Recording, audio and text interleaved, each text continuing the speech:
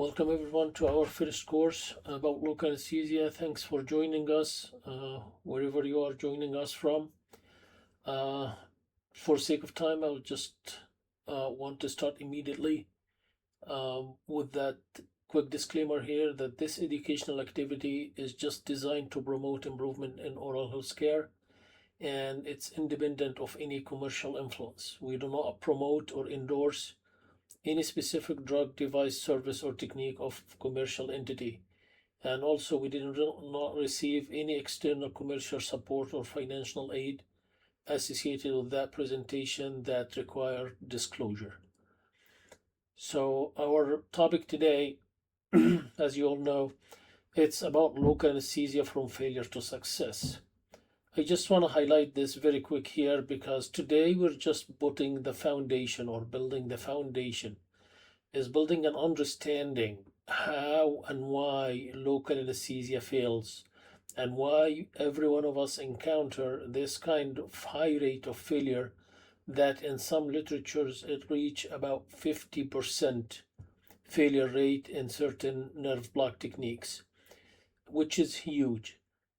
So today we're just building the foundation, trying to understand together how and why the local anesthesia failed and most common reasons of failure.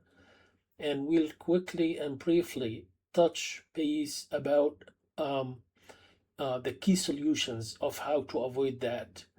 Our plan actually for the first course, as I said, is just to start or build this foundation, but we have 4 or 5 more courses across till the end of this year that actually will give more details about all the techniques and the basic sciences, the pharmacology or the physiology that we will discuss today.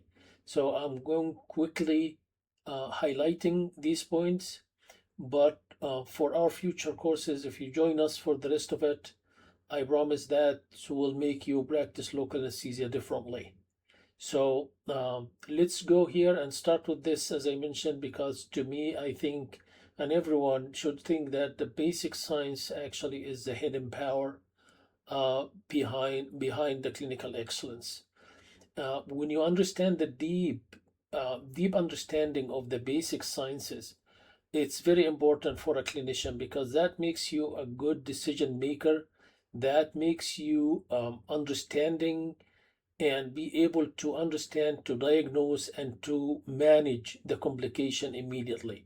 In our situation here about local anesthesia, knowing the anatomy, the pathology, the physiology, the neurophysiology of how the nerve function and how the local anesthesia function and how the local anesthesia being formulated, which we will talk briefly about it today, that will help you actually to understand and to manage and maneuver and do. You can be creative in what you need to do just to avoid or minimize close to zero the failure rate of your local anesthetics.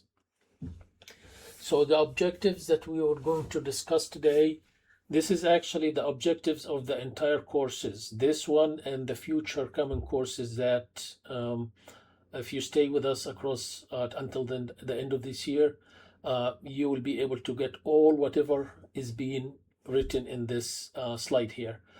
So, but today I will just go about a review of literature about local anesthetics very quickly, just to highlight the failure rate that's been reported in the lit review. Then we'll go into the explanation of failure of local anesthetics, which mainly is patient related, that we will highlight mostly today about the anatomy and the pathologies that we can that can cause actually failure of local anesthetics. Physiology and psychology will be left for some time later, and the operator, something in the operator hand itself, something the operator is responsible for, which is the selection of local anesthesia and selection of the technique and the perfection of your technique. Actually, in local anesthesia, everything is a decision, starting from the selection of the needle, the size of the needle, the length of the needle, the instrument that you will use, the technique that you will use, which type of local anesthetic fits for that procedure over this one, based on many factors like understanding the how the local anesthesia works, and based on the medical condition of the patient, that we will keep discussing and going through all that together soon. And then when it comes to the solutions, what are the key solutions that actually give us a clue about what can we do to avoid this kind of failure. Here we will talk mostly about understanding the pharmacology of the local anesthesia. That will help us actually understanding the solution. So we'll talk today mostly about the formulation of local anesthetic and how the local anesthesia perform its action, and when the local anesthesia perform its actions on the nerve membrane. And then later we will talk about the rest of what's coming in this slide here. So this is some kind of useful resources that came across when I was working and preparing for that topic. Feel free to use any one of them. For me, actually, it's Stanley Malamud, the 7th edition, the last edition that I have right now, especially in chapter 19. This actually about having what are the problems of achieving effective pain control. So this is just suggested reading. I don't enforce or endorse any one of it. You feel free to go and read whatever you want to get that topic. Briefly and quickly here, because failure of local anesthesia is not just a waste of your time and your patient time, but it's a loss. It's an economical loss. It's a financial loss, because if you can imagine that in US here, and this is actually a study like maybe like 3 or 4 years earlier, we use here in US like almost 150 million cartridge used in US every year. This is a study here, 2003, as you see, 2023. So this represents actually 72% of the North American. Global wise, it's being used like 500 to 700 million cartridge per year. When you read and when we go through right now about the failure rate, you will find out that the failure rate actually varies significantly, and sometimes it reaches up to 50%. You can imagine how much loss of money and on top of your time and patient time when you encounter that kind of failure of local anesthetics. So when it comes to that part here, we just need to put that fact here, because the fundamental fact or a fundamental element here, that whenever you deposit local anesthesia close enough, usually 1 millimeter from the nerve trunk, that should block the nerve conduction and the local anesthesia works. But the reality that we always encounter some kind of failure. We never got that done like most of the time. Sometimes we need to do more, sometimes we need to try different techniques, sometimes we need to manage differently. Why? Because this is the fact that failure does exist because of many reasons that we will see soon. So the thing is, when we understand the reason of failure that we will discuss today, when we know actually the reasons of failure, either anatomical or pathological or physiological or psychological, we will be able to find the solution and how we can manage and address and avoid or minimize that failure. So let's start with that evidence-based practice here about some kind of survey literature review about the failure rates that you can see or being reported. Some clinical trials, some survey data, some meta-analysis, and the American Academy of Endodontists guidelines. This is actually all that together have formulated reasons, multiple reasons for failure, and what are to be done to avoid that failure.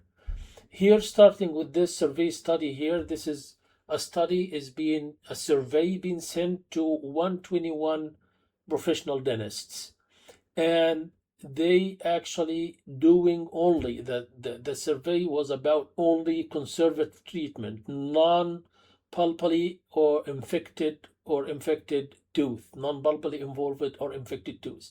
Just conservative dental treatment without any bulbal involvement.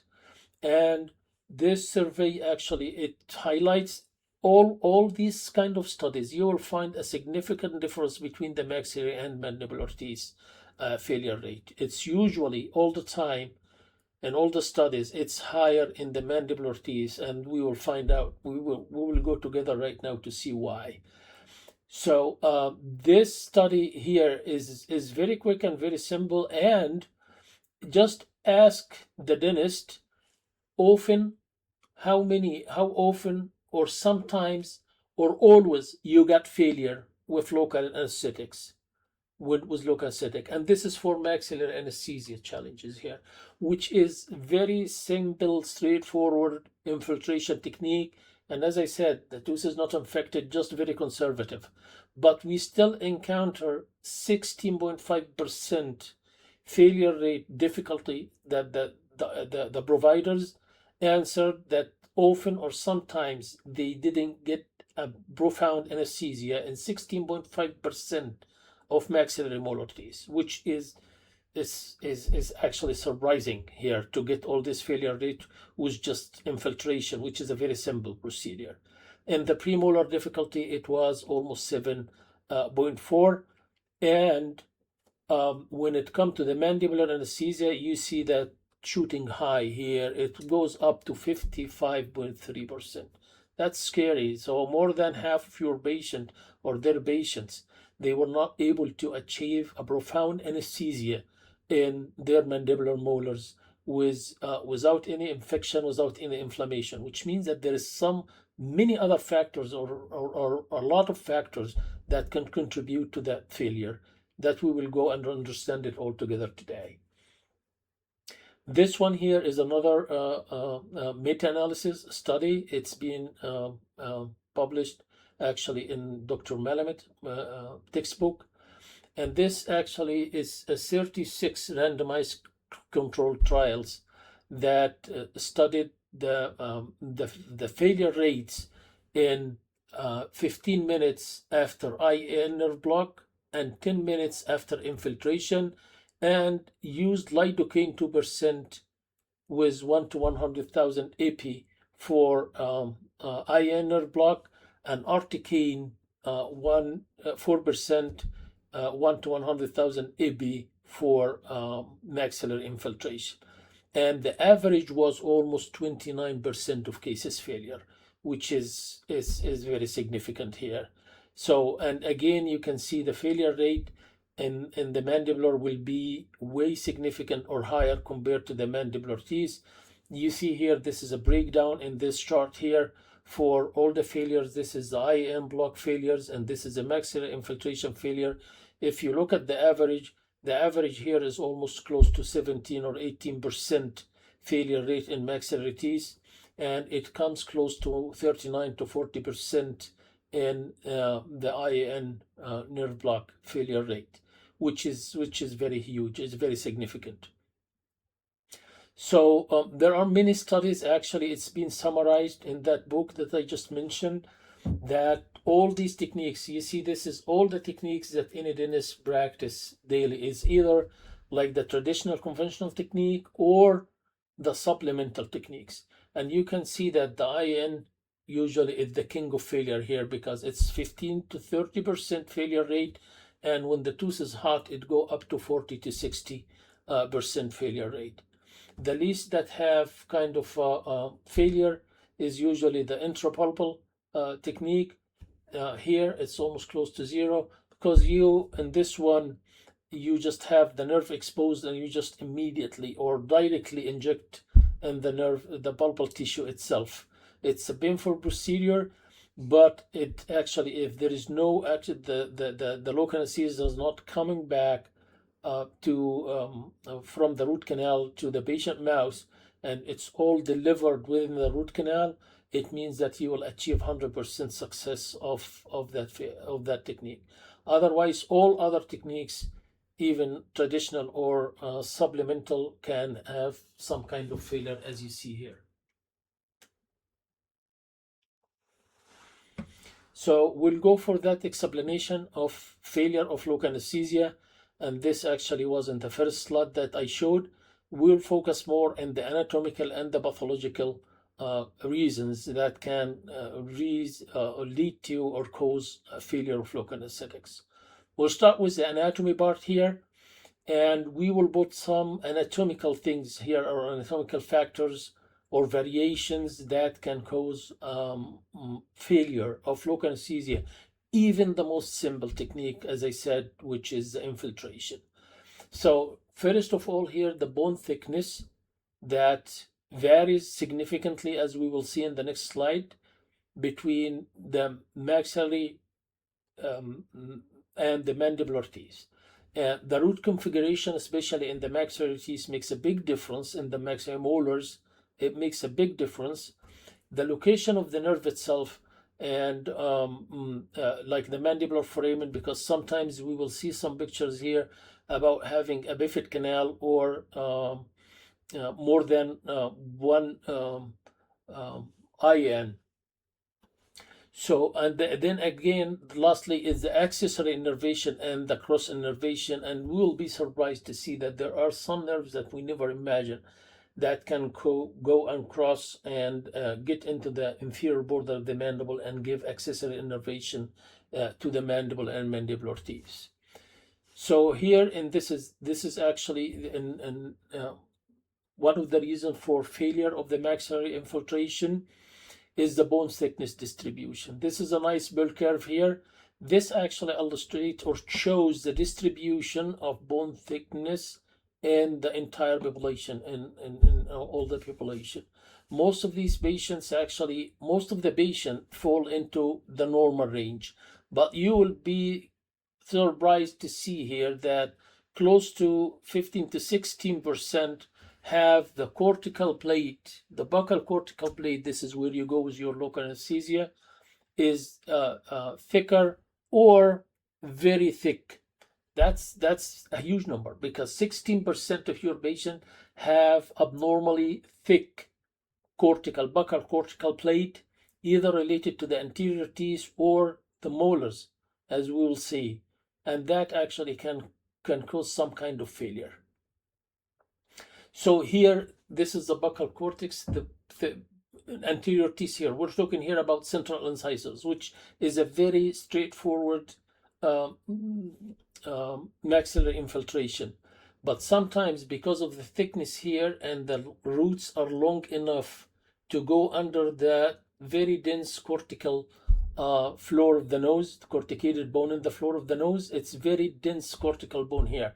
And sometimes we use it to engage implants in this area around the nasal cavity here, because it gives you a very strong mechanical stability here in this area. So it's very dense cortical bone. So if the roots are long enough and hidden underneath that very dense cortical bone, as you will see here and here, which means that whenever you put the local anesthesia infiltration here, if you put like half of the carpule of local anesthesia, as we used to do for infiltration, it won't be good enough or big enough to penetrate the bone and initiate the local anesthesia or do the numbness of the tooth. So in a situation like that, you need to know that you have either to add more volume to your local anesthesia, you need to inject more, or you need to switch to another technique here that should be an infraorbital nerve block that we will see soon. So the density of the bone, again, not just varies from in the maxillary areas, but again between the mandible and the maxilla, and we all know that this is a very dense, and the mandible is very dense cortical bone compared to the maxilla, especially as we go to next to the molars area, the mandibular molars. The bone is very thick.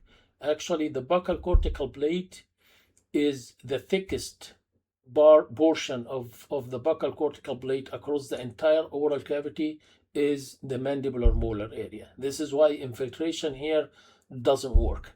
You cannot use any, even whatever you've used articaine in this area, it doesn't work. Articaine can use successfully as infiltration in adult mandible for anterior teeth, But as you go back to the molar, I definitely cannot trust it to give me a profound anesthesia, especially if there is any, even in normal tooth. So you can imagine if the tooth is infected or hot, that will not be um, effective at all. So here, this is study here comparing the buccal cortical plate in the anterior teeth apex and premolar and molar area. And as you see in the maxilla, usually half of the thickness in the mandibular teeth.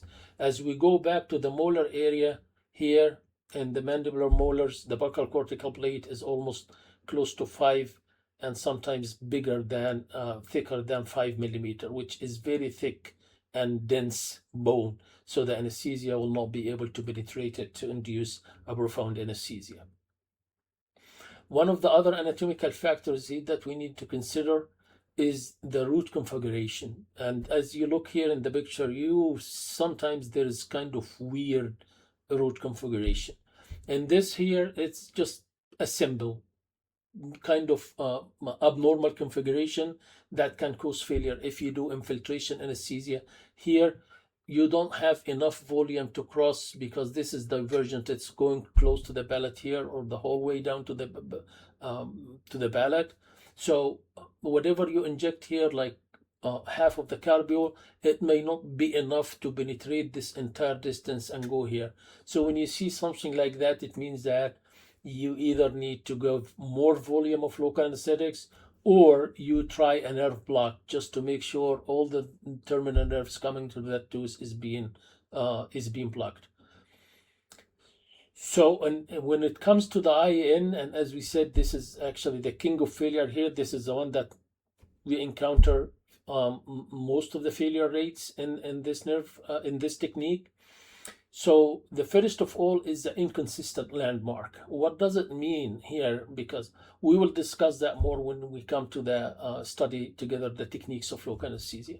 But what does it mean? Everyone knows that you have to go from the contralateral side 6 to 10 millimeter higher than the occlusal plane, and you advance your needle in front of the pterygomaxillary fold, and then you hit the bone. Once you hit the bone, you just deposit your local anesthetics and withdraw halfway and give the lingual nerve block and so on. But the thing is, this landmark is very inconsistent because of different anatomy or variation of anatomy and variation even of operator. If someone did that, follow these landmarks, and another operator immediately try to do the same, he will not follow the same height in precise measurement and getting into the same spot again.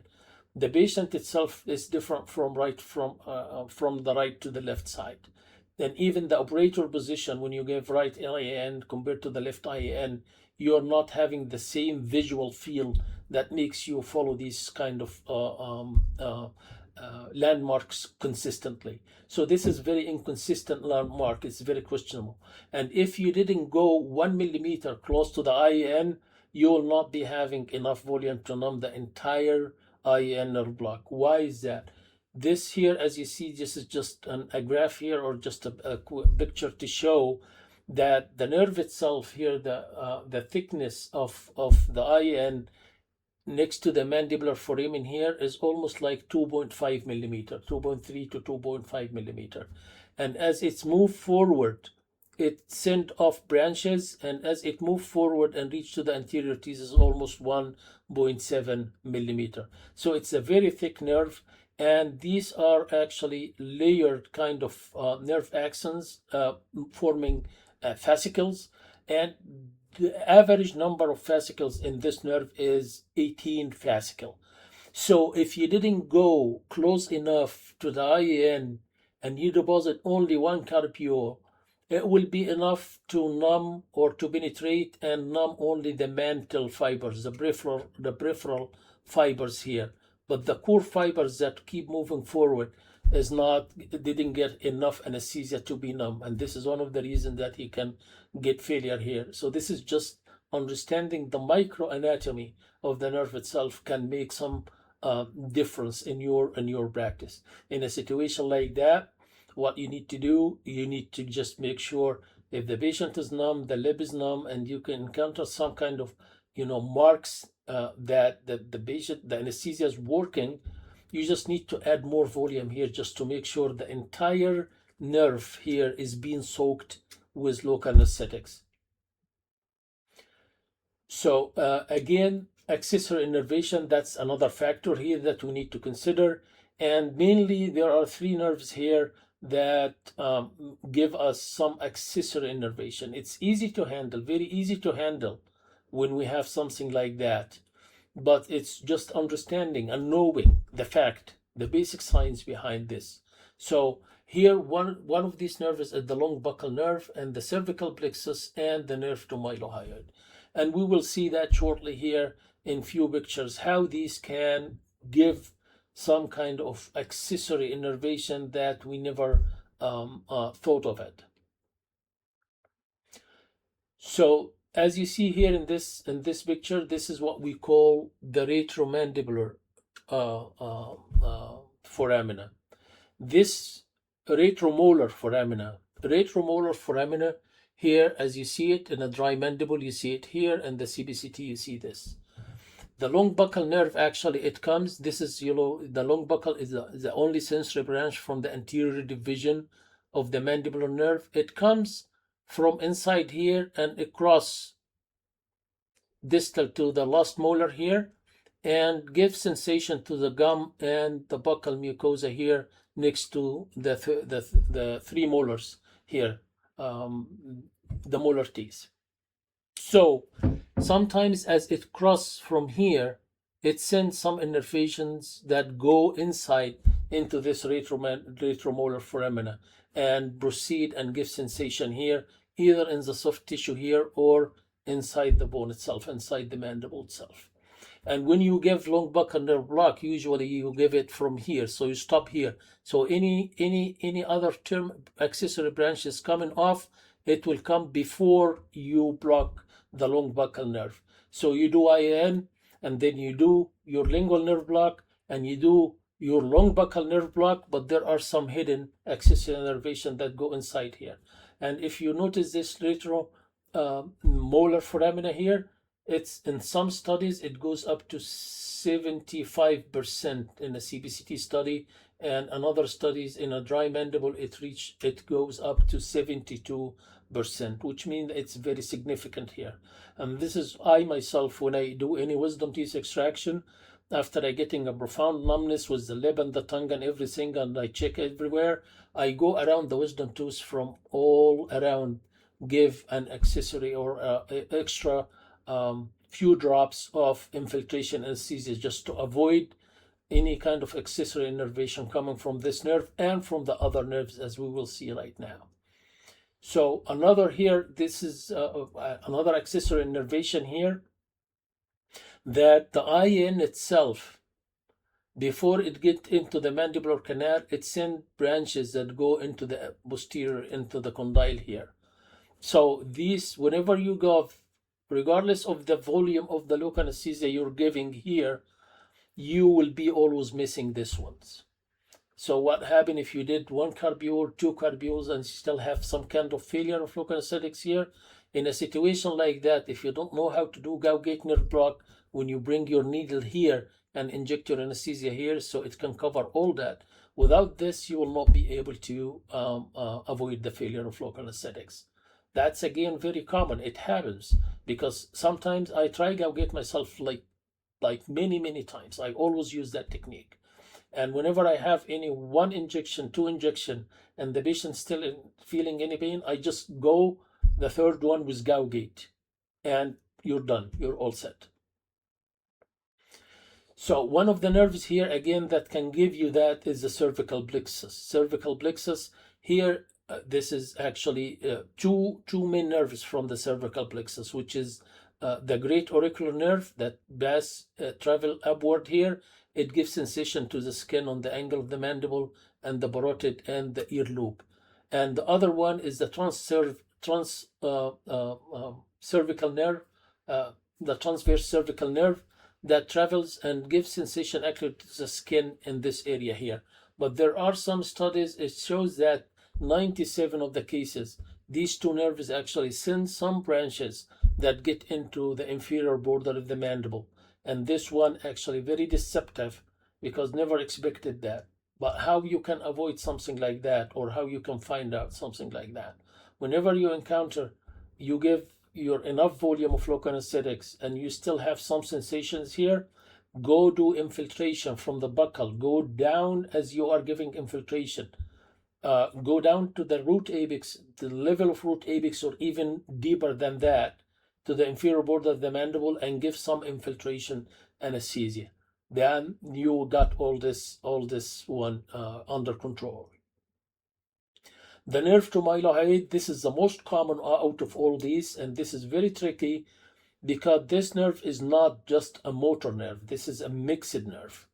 This one actually, as you see here, it gives actually sensation for the skin that cover the mental protuberance, the skin outside the chin here on top of the medial protuberance.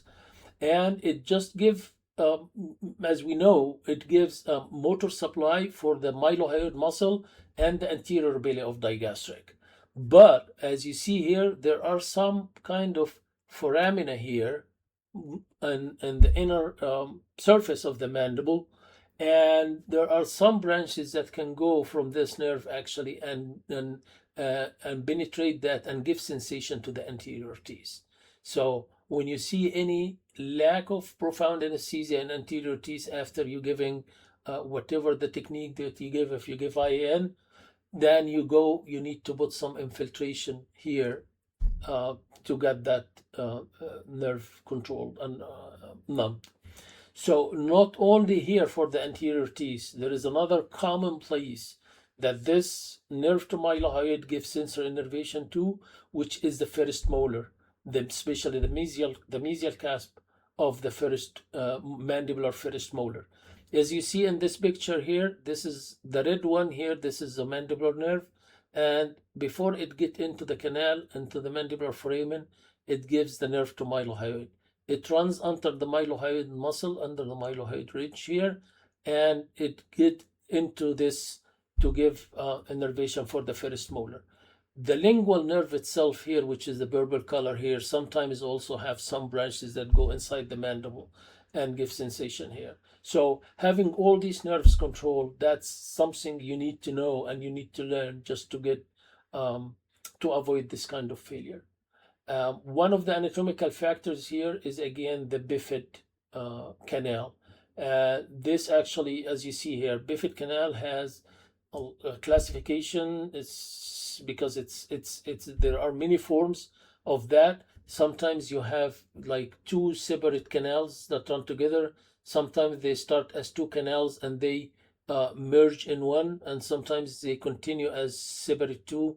This one here, they started as one common and then started to separate into two canals. When you follow the inconsistent landmarks of localness of IN nerve block that we just talked about, which means that you will come here with your needle and then you missed the entire other one, totally missed here. So again, that's something that you need to look at the x-ray here, because you need to find out how you can overcome something like that, either adding more local anesthesia for a conventional nerve block, or you just go higher and give Gauguin nerve block or Akinosi, whatever easier for you. Again, one of the anatomical failure of anatomical reasons for failure is the cross innervation, which means that there is an innervation coming from the contralateral side, not just from the ipsilateral side. This actually is more common in the areas of the midline here when you do central or lateral maxillary or mandibular incisors, because you expect here the IN of the left side will end up here. That doesn't happen because usually there are some kind of branches keep traveling and it can reach to the lateral incisor, and the same happen from this side. So whenever you work in the midline and you give successful anesthesia for this side, and you're doing any procedure for one of the teeth that close to the midline, central or lateral incisor, please consider numbing the other side, giving few drops in the other side, just to avoid any kind of cross innervations that's coming your way. So we're done with briefly the anatomical reason that can cause failure here, but we'll talk more about the pathological reason that can cause failure here. And infection and acute irreversible pulpitis. This is actually the most common that can cause failure, and this is the most known pathological condition that can cause failure of local anesthetics. So what happened when the tooth got pulpily involved? What happened for the nerve, for the function, for how the nerve perform, what the nerve function, and how the local anesthesia will work when the tooth is pulpily involved. We call it the hot tooth, infected tooth. What happened here? Look at this study here. This is the study the survey that we started with. Here, once we start to have minimal caries, you still have some kind of alteration on the nerve membrane, how it functions, and the sodium channels that actually used for shooting the action potential, how it functions. So once we start having a minimal decay, we immediately start encounter some kind of different function and different behavior of the nerve membrane. So when it go to the chronic pulpitis, we get up to 49% reporting sometimes or often they cannot get anesthesia for either maxillary or mandibular teeth. So when the chronic pulpitis get exacerbated, we go up to 69% they got failure of local anesthesia. When we have acute pulpitis, they got 74%. They didn't report only often or sometimes, but some of them they said almost always we cannot achieve profound anesthesia with acute pulpitis. One of the reasons behind that, we will see it right now. So what happened when you have inflammation or infection, the hot tooth or the infected tooth? What happened? We'll talk mainly about these three things here that we need to understand together, and I need your full attention here.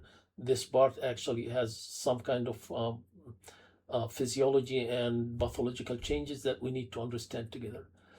One of them is the membrane stability, and we will know now, just right now, we'll go together and see what does it mean, nerve membrane instability. What does it mean? Because here the inflammatory mediators, it lowered the firing threshold, and we will see shortly what is the fire threshold and how that works and how this membrane instability affecting the pain, propagation of pain. The second one here, what we call the tetrodotoxin resistant channels, and this is a sodium, voltage gated sodium 1.8, 1.9 channels, and we will see now what are these channels are and what is the significance of these channels and how we can overcome that situation when we have that. And then again, the third thing here, it lowers the pH. When lowering the pH, that actually is a very significant here in how the local anesthesia work and why it fails. Let's here go together in the altered membrane stability. What does it mean? This is the resting membrane here. The resting membrane is more positive charge because of sodium outside and more negative charge mainly because of the amino acid and the protein inside. This is actually the resting state. There is no stimulus here. But let's assume that you booked your patient with a needle. Now you initiated kind of stimulus here. What happened for this pain to propagate, go there, what happened is depolarization. That the sodium channel open, the sodium start get inside, and the chlorine concentration and the protein concentration, negative charges outside got more. So the membrane loses its polarity here. So instead of being positive outside and negative inside, now it's negative outside and positive inside, and this is what we call the action potential. And this is how the pain that initiated that process, it keep propagating until it reaches the brain, and you, the patient, or feel that pain. This is the normal, and this is how the action potential propagate. We'll talk more about that physiology, but in another course. Uh, so what happened here, that in the resting membrane potential here, the difference between the negative charge and the positive charge is usually negative 70. And this is actually the resting potential. So when you do that stimulus or Bain stimulus that open the sodium channels, and some of that sodium get inside, and this polarity is being reduced from negative 70 to negative 55, we call this is the threshold potential. If that threshold is strong enough to reach to this negative 55, we call that threshold, and then the nerve fires, pain sensation. Okay, so what happens in altered membrane stability? Let's read that together. The inflammatory mediators, which mainly like serotonin, histamine, and mainly prostaglandin, when these kind of messengers got or mediators secreted when we have inflammation, these cause what we call peripheral sensitization. It lowers the firing threshold of the nociceptors. The nociceptors here, this is the pain receptors. What does it mean? Does it mean that instead of you need at least 15 um, uh, reduction in the negative charge here of the membrane to fire, this actually goes down here. So any kind of minor stimulus can fire the action potential, and the nerve keep firing pain sensation. And sometimes it's continue with a minimal stimulus, it fires, and sometimes it fires without even stimulus in severe cases. This is what means that by altering the membrane potential. So this open actually the sodium channels more easily. The sodium channels that when it opens, allow the sodium to go inside and reverse the polarity and initiate the action potential and pain propagation. The now any kind of minimal stimulus can open these sodium channels, and it also not opening the sodium channels, it closes the potassium channels. So there is the potassium cannot get out to trying to reverse this polarity, which means that the nerve membrane is in a continuous state of firing under stimulus, minimal stimulus, or under no stimulus. This what means the altered membrane stability. And again, these same prostaglandins and inflammatory mediators, we will see here, it actually increase the generation of this TTXR or tetrodotoxin resistant sodium channels. We need to understand what does it mean here, this part here, because it's very important. This actually TTX is a toxin.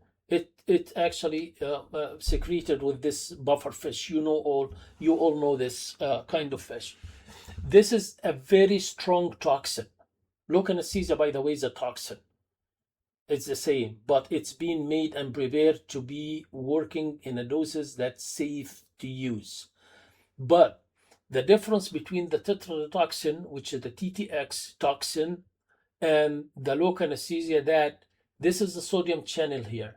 The TTX toxin block the sodium channel from outside here, and it's very strong. So if you got that toxin, it blocks all the sodium channels, so there is nothing going back or forth from this any organ to the brain, and you end up by having a paralysis, full paralysis, because it's very strong and it's close the sodium channels from outside.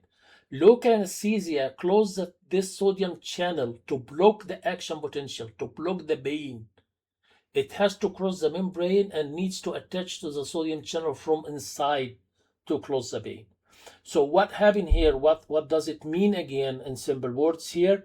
When you have inflammation, that prostaglandin increase the number of that kind of sodium channel that can resist that toxin. So if it's resisting that toxin, you can imagine that it, of course, will be local anesthesia is not going to do anything for it. It's more resistant to local anesthetics.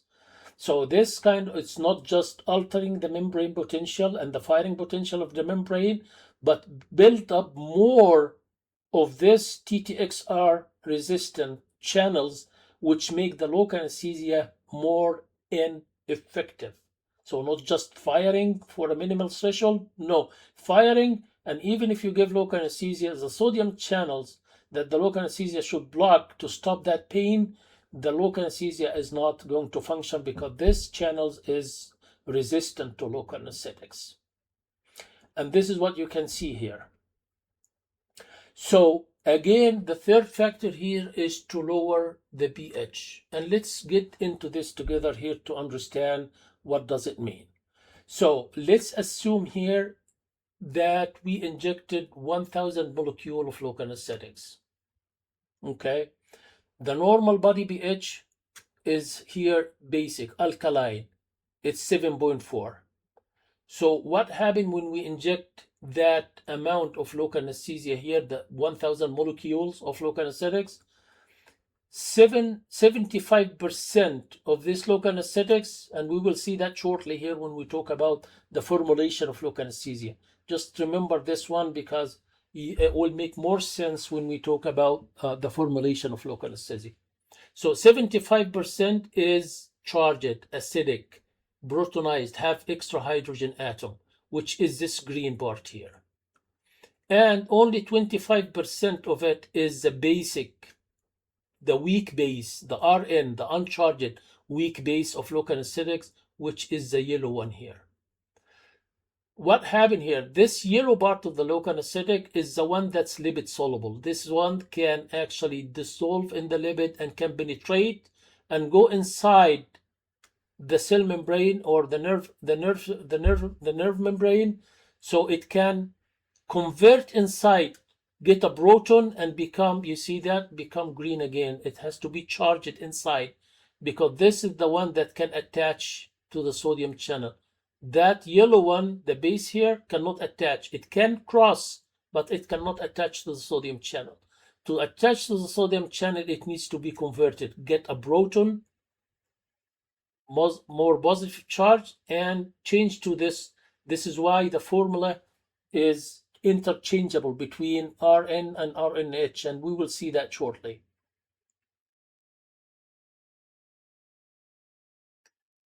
But what happened for the rest that stay outside here? That buffering system take care of it.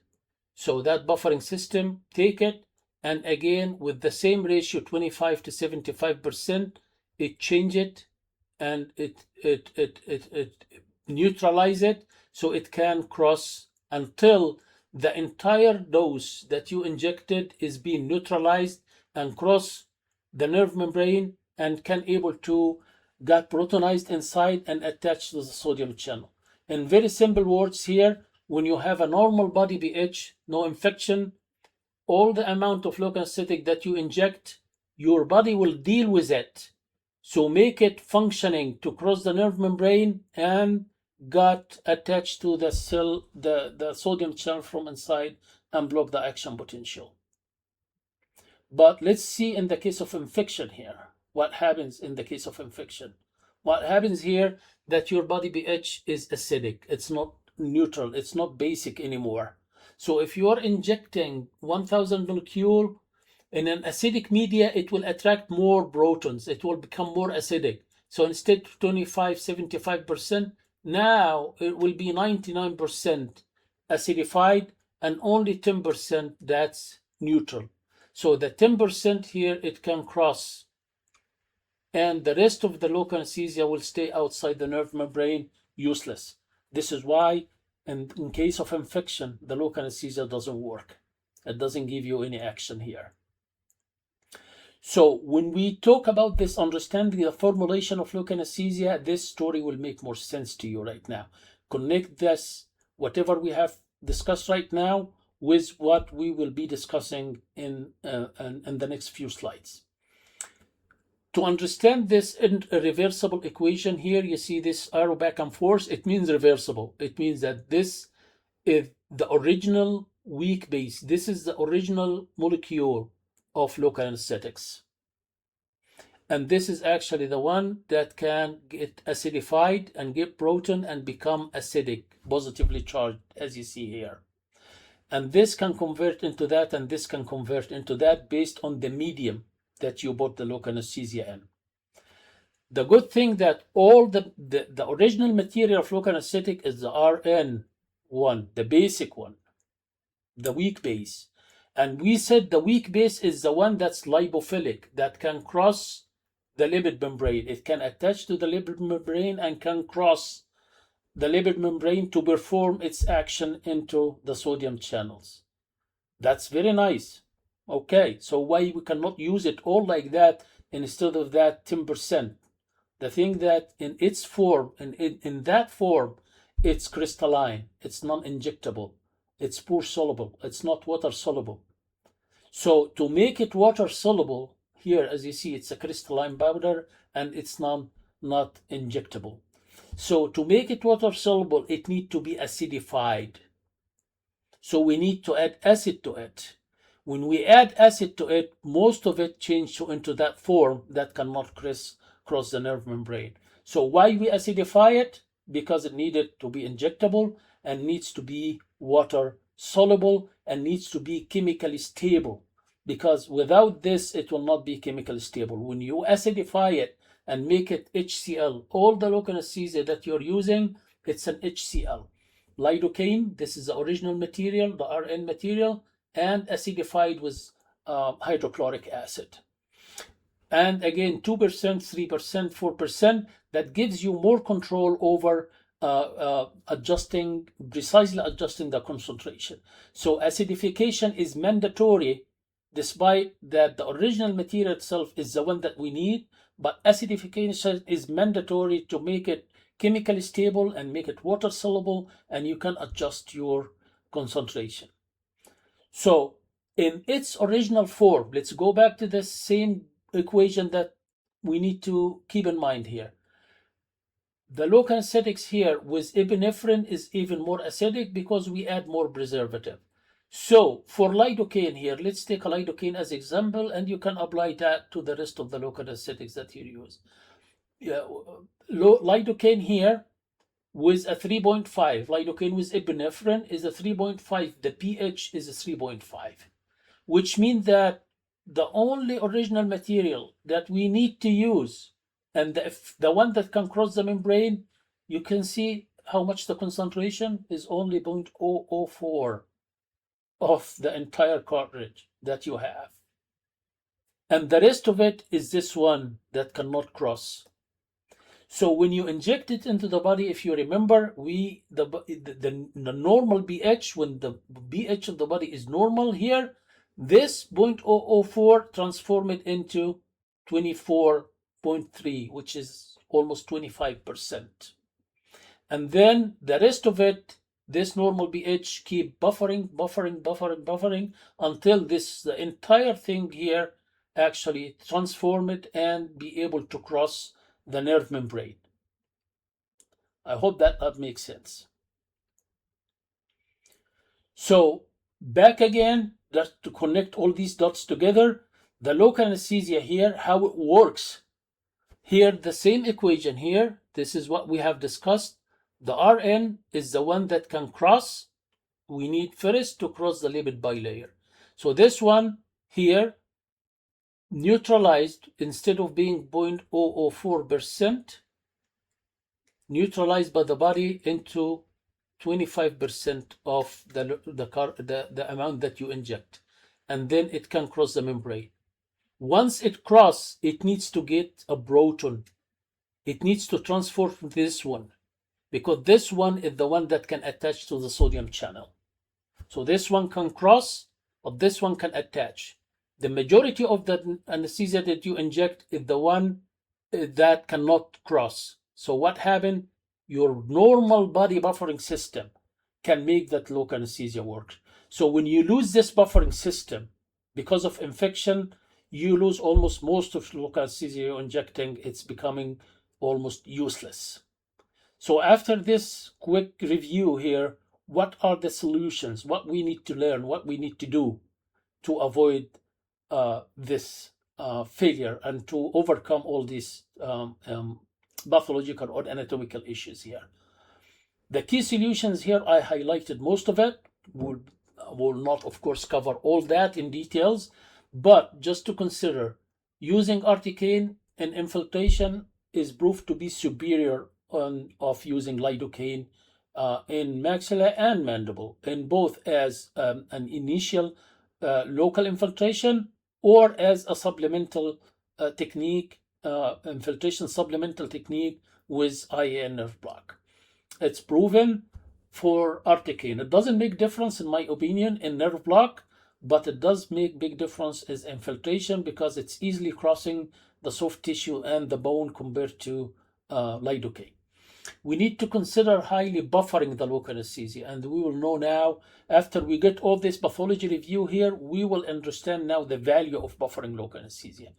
And we need to know all the alternative nerve blocks, because sometimes you have to do alternative nerve blocks instead of, like, the IN doesn't work, you need to give echinoceo or Gauge nerve block. You need to know how to do mental incisive nerve block. You need to do how to do infraorbital nerve block and all this kind of nerve blocks.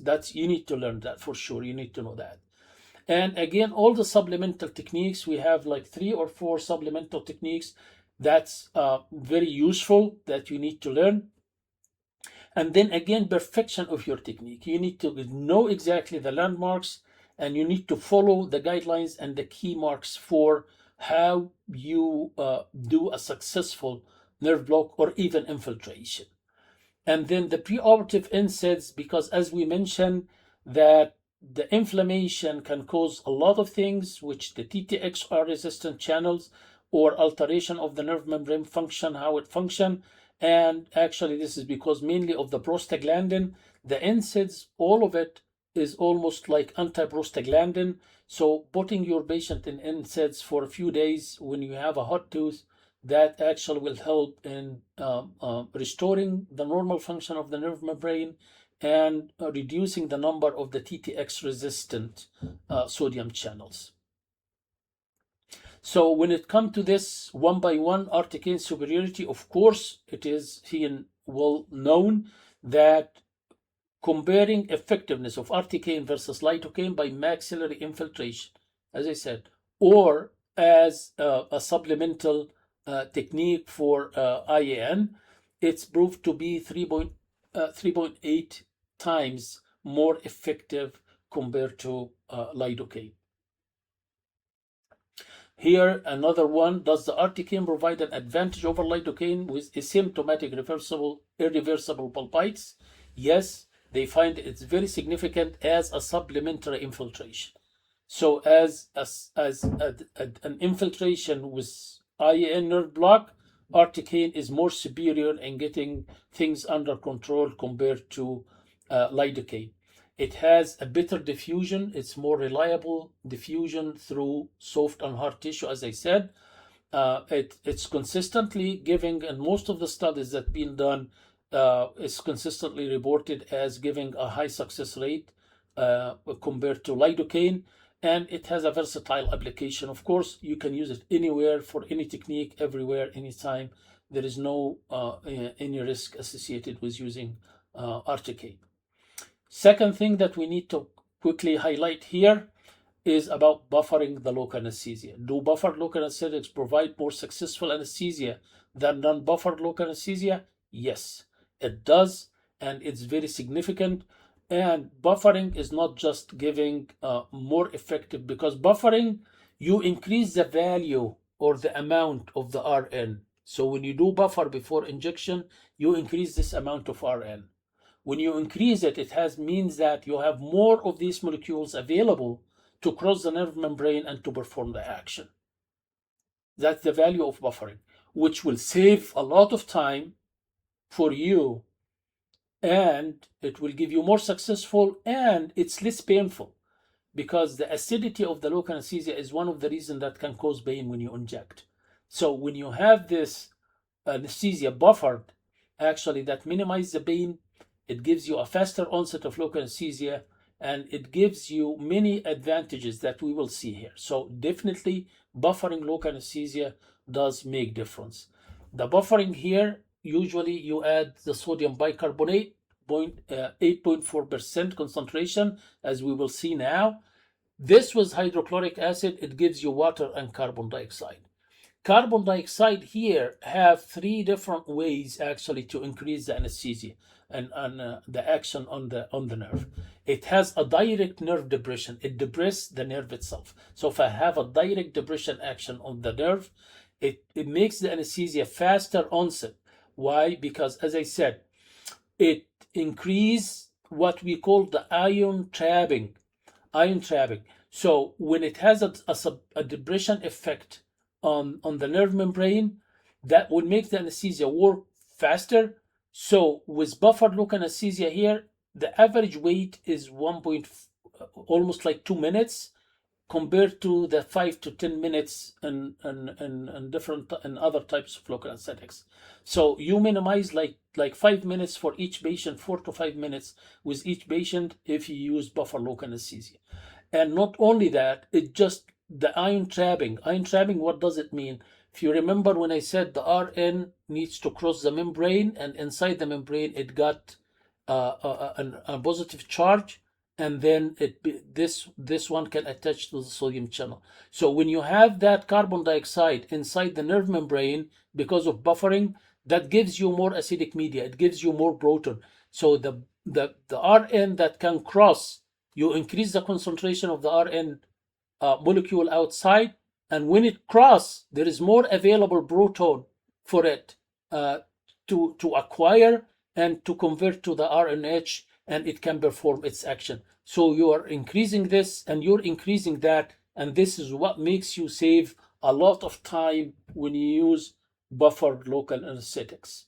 And this is what you see here in this study. Buffer local anesthesia is almost 2.2 more likely to achieve successful anesthesia, even in case of inflammation.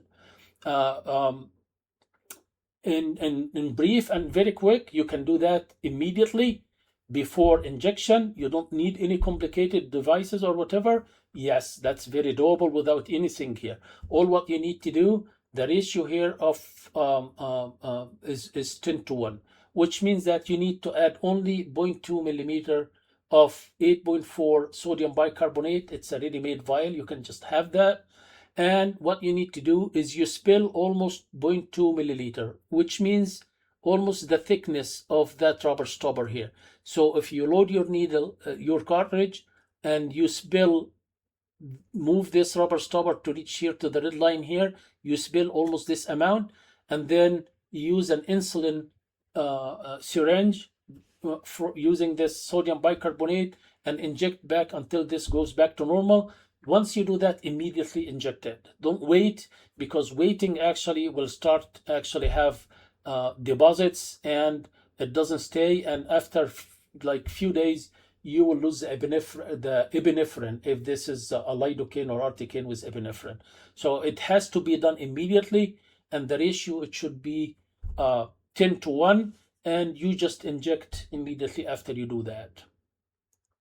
With that TTXR resistant, we already touched base with that.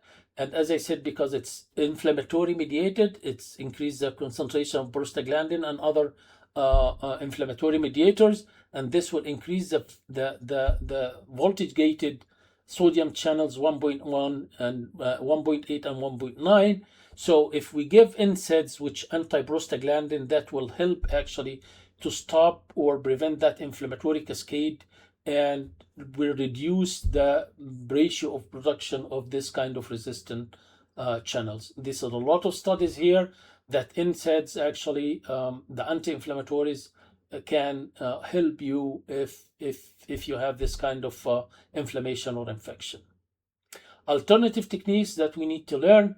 Of course, we need to know all these kind of alternative techniques, because in some situation, I will show you in the middle at the end, like 1 or 2 scenarios that you need to know exactly all these techniques and how to do it precisely. You need to perfect all these techniques. The posterior superior alveolar block, infraorbital nerve block, and when we come to this part actually later in another course, I'll show you exactly like 4 or 5 different approaches for that. And the V2 nerve block, how you numb the entire maxillary nerve with just one injection. And of course, the supplemental technique, which is the periodontal ligament BDL or intraseptal or intraosseous or intrapulpal. This is for the maxillary technique. We need to learn all that so you can avoid any failure with infiltration, or in case of you have infection. For the mandibular teeth, supplemental techniques still the same, but we need to learn and practice the Vazirani Akinosi and the Gauge and the incisive and mental nerve block. It's very easy to learn and to do these kind of techniques. So when it comes to that techniques, as I said, we need these techniques most of the time, because most of the time you give one carpule, one cartridge of local anesthesia for IN, patient is numb, but you have some kind of residual pain here and there. This kind of either infiltration or one of the supplemental techniques, 100% if there is no infection in the area, you will got this under control. So one of these techniques here is very easy, very useful, especially if you have the syringe that you could use for that, or you have the computer control delivery system for this one. Actually, it's more even effective. You just go with your needle in the BDL in the space here, mesial or distal to the root, with a 30-degree angle, and you put the needle there and you inject almost 0.2 or 0.3 milliliter. You don't need much of that. And all these techniques, the good thing about it, it immediately works, because once you push your local anesthesia here, either this BDL or intraseptal or intraosseous, it actually it spread down across the bone here. So it's very quick and very effective, immediately effective. Once you inject, take the needle out and you can start working immediately. This is for BDL. The intraseptal technique here, this is actually my most favorite supplemental technique, because it's easy and there is no room for the anesthesia to spill back in the patient mouth like the BDL if you don't have that specialized needle or syringe. So this is actually, you go to the base of the papilla here and make sure you just touch the crystal part of the bone here, and you just give an extra push to your needle to penetrate that part of the bone. So everything here is sealed, and any local anesthesia you spread here, it go across the bone to the root around the tooth. And if the tooth is single rooted, one side should be enough, or you can give two sides. But if it's double rooted, you have, of course, to go to both sides. The intraosseous, again, is one of the techniques that you need to know and consider. It's not being practiced so much, it's a lot, but nowadays there are kind of devices like that quick sleeper here. It's actually, this one is controlled, computer controlled. It's working fine for intraosseous, but you can do all other techniques with this one here. It can drill, create the drill, and create the hole. This technique actually started with what Stabident here is just you need to go and drill a hole with a regular driller, low speed, and then you just get the needle and try to find that hole, which was a little bit difficult. So now the Tip X is the second generation that came.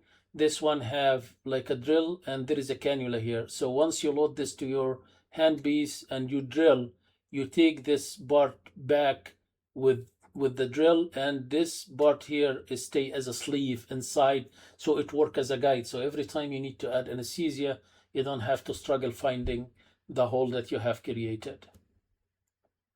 Intrabulbar, and this is the most effective and the most common, but of course you need to have a bulb exposure. This done in root canal. The only thing that it's 100% successful if there is firm back pressure, so there is no spilling back of the anesthesia to the patient mouth. If there is no spill back, it means that you're 100% successful. And it's a little bit painful, because it's not just the sting of the needle itself, but because the pressure of the local anesthesia, the solution, the liquid of the local anesthetics, that causes pressure across the entire length of the nerve, and this is actually what causes pressure. So even if you apply topical, or you put soak the cavity with lidocaine for a while, it will still be painful.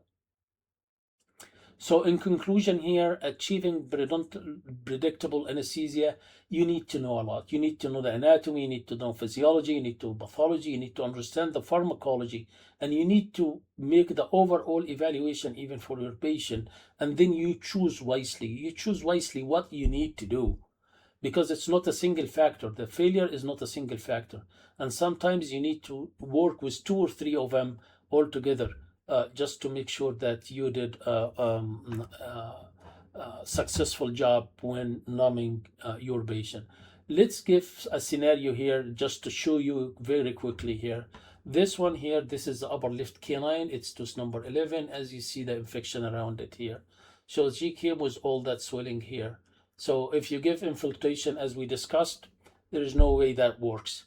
So how that works, I need to know how to do nerve block. So if you did nerve block, and if you use articaine, and if you use buffered anesthesia, that will add to that. This one, I did it only with articaine without any buffering or anything like that.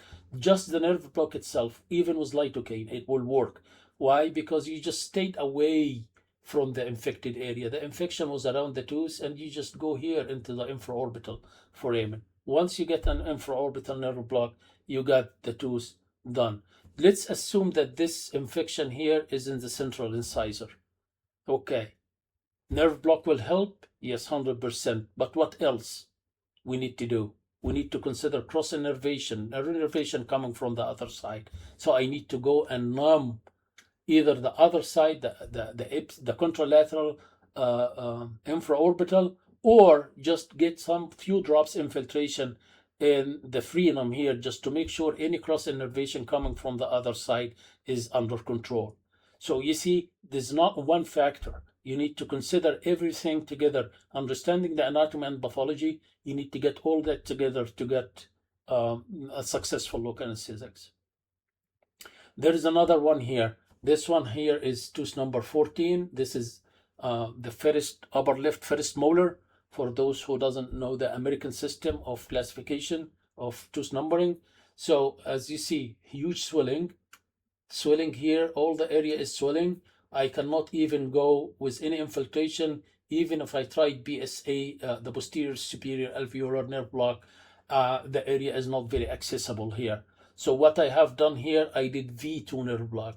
I numbed the entire maxillary nerve, every branch. I just went from here up to the pterygomaxillary fossa, where the maxillary nerve and all its branches is there. This is the greater palatine approach for V2 nerve block. I went up there, I numbed the entire maxilla with just one carbiol of local anesthetics. And then I got the tooth out. As you see the infection, I drained everything of the infection here and got it successfully done. This is it's not an easy technique to do, but it's something you need to consider. Or in a situation like that, you can just give antibiotic pain medication if you're not comfortable doing that technique, because it needs a learning curve. So reaching to that point here, I think we concluded our presentation today. Thanks everyone for joining us today, and I wish you all the best.